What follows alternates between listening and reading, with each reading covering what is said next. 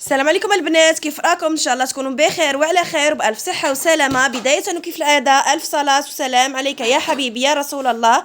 وصفه اليوم من ايدين اختي، كنتمنى تنال اعجابكم. اليوم ان شاء الله غتشوفوا معنا وصفه جديده اللي هي حريشات بسميده. كيجيو هشاش، المذاق ديالهم لذيذ وهائل جدا، كيعجب الكبار والصغار، وحتى في المنظر ديالهم كيجيو زوينين. ندوزو على بركه الله نتعرفوا على المقادير.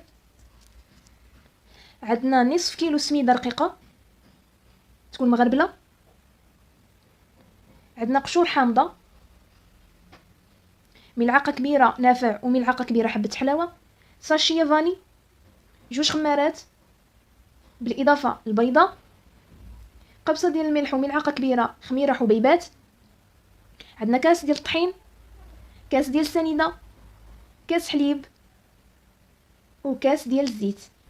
ندوزو على بركه الله نشوفوا طريقه التحضير. في الاناء ديال العمل الاخوات كنخويو البيضه، كنضيفوا عليها الكاس ديال السنيده، وكنضيفوا عليها الكاس ديال الحليب، الكاس ديال الزيت، بالاضافه للزرارع والقشور د الحامض.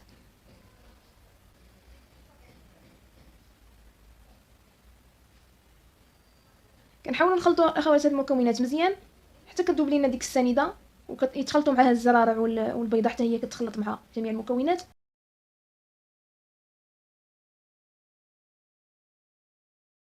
كنضيفوا الملح والخميره حبيبات، كنزيدوا عليهم ساشيه فاني، بالاضافه للكاس ديال الطحين حتى هو، وكنخلطوا مزيان الاخوات هاد المكونات حتى كتجانس لينا مزيان.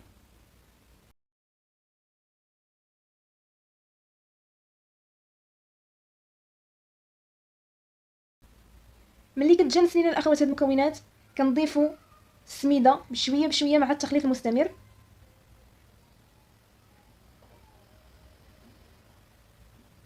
وكنضيفوا اخر مكون اللي هو الخمارات، وكنخلطوا عاوتاني.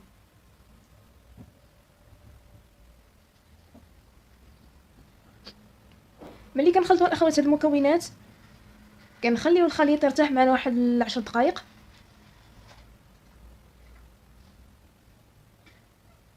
وكندوزو نوجدو الكوك والسميده، السميده الغليظه.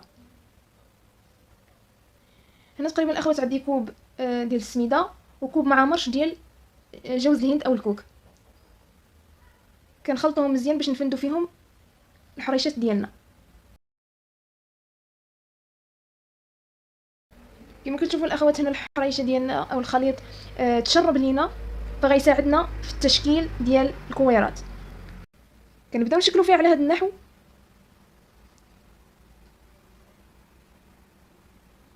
كنفندوها في الكوك والسميده، وكنستمروا على هذا النحو حتى نكملوا الخليط ديالنا كامل.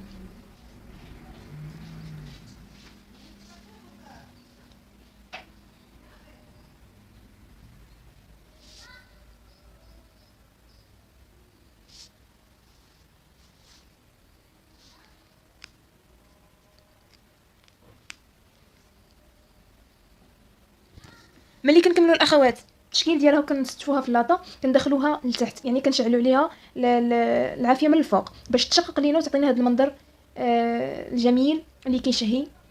كنخليوها تحمر شويه كنخرجوها.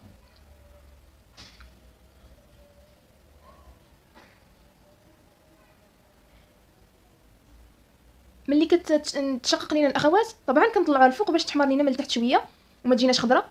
كنتمنى تعجبكم هذه الوصفه وتنال الاعجاب ديالكم وتجربوها.